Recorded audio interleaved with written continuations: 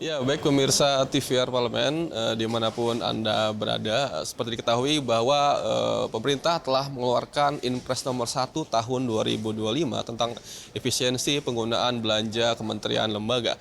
Nah, pemirsa, nominal yang diefisiensikan yakni sebesar 306 triliun, ini sangat besar, yang kemudian ini dirasa sangat mengganggu efektivitas jalannya pemerintahan, terutama bagi kementerian yang dilakukan efisiensi dan pemotongan anggaran. Nah pemirsa, untuk membahasnya kami akan berbincang langsung dengan anggota Komisi 11 DPR, yakni Bapak Haris Turino dari fraksi PDI Perjuangan. Bapak, terima kasih Pak waktunya. Pak, terkait dengan efisiensi anggaran ini Pak, apakah sebelumnya selaku mitra dari Menteri Keuangan, apakah ada pembahasan sebelumnya Pak terkait dengan proses perumusan kebijakan ini Pak? Ya, jadi sebelum keluarnya Inpres 1 2025 memang tidak pernah ada pembicaraan dari mitra tentang wacana munculnya efisiensi ini. Dan angkanya fantastis ya, 306 triliun. Di mana kalau kita lihat dari masing-masing kementerian, yang paling besar terkena pemotongan anggaran adalah Kementerian PU ya. Dan PU dari 110 triliun menjadi hanya tinggal 29,65 triliun. Jadi memang belum pernah ada pembicaraan sebelumnya. Terkait dengan ini Pak, Bapak selaku anggota DPR di Komisi 11, apakah menilai efisiensi ini cukup ideal untuk kemudian dialokasikan dalam proses program-program makan siang gratis misalnya gitu? Ya, jadi kalau untuk efisiensinya memang pemerintah tidak perlu persetujuan dari DPR RI. Ya, silahkan saja lakukan efisiensi, tetapi persoalannya adalah untuk penggunaannya ini perlu mendapatkan persetujuan dari DPR RI. Setiap rupiah yang dikumpulkan oleh pemerintah, penggunaannya harus persetujuan DPR RI. Jadi 306 ini nantinya akan digunakan untuk apa? Ini memang perlu persetujuan dari DPR RI.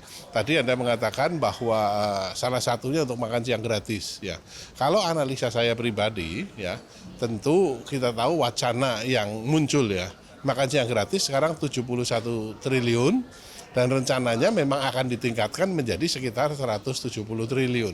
Berarti tebakan saya dari 306 ini kira-kira sekitar 100 triliun akan digunakan untuk menambah anggaran makan siang gratis. Nah sisanya lari kemana?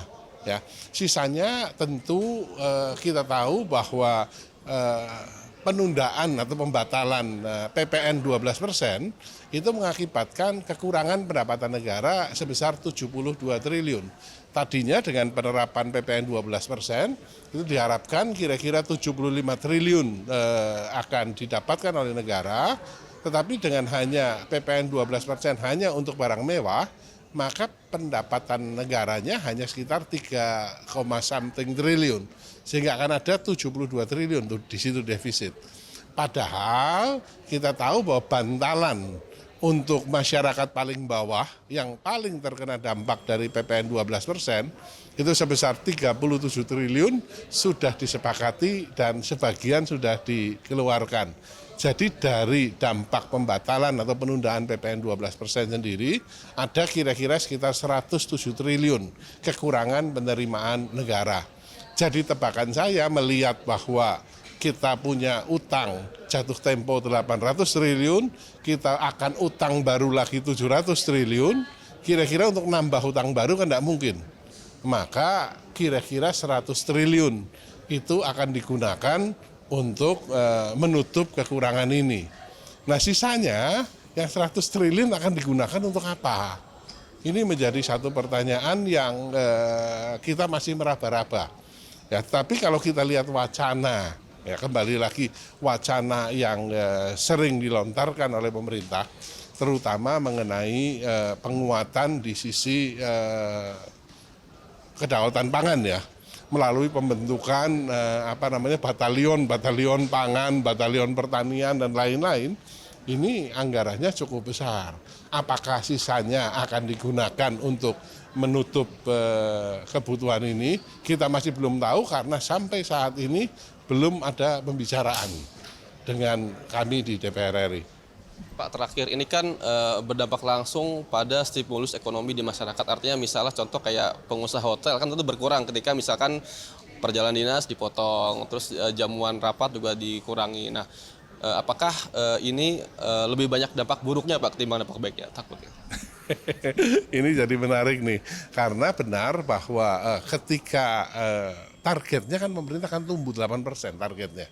Nah, ketika kondisi eksternalnya tidak stabil, investasi yang masuk terbatas, maka sebenarnya kan government spending, pengeluaran pemerintah ini menjadi pemicu karena punya multiplier effect yang luar biasa. Nah, ketika pengeluaran pemerintahnya dikeret, dikurangi, ini tentu berdampak. Tadi Anda katakan hotel, ya, juga ke UKM, dan banyak sekali katakan kalau dalam kasusnya PU, pemeliharaan jalan, pemeliharaan jembatan, dan lain-lain dampaknya cukup berat. Tapi tentu ini sudah dipikirkan oleh pihak pemerintah. Baik Pak, terima kasih Pak atas waktunya Pak. Terima kasih. Selamat bertugas kembali. Terima kasih.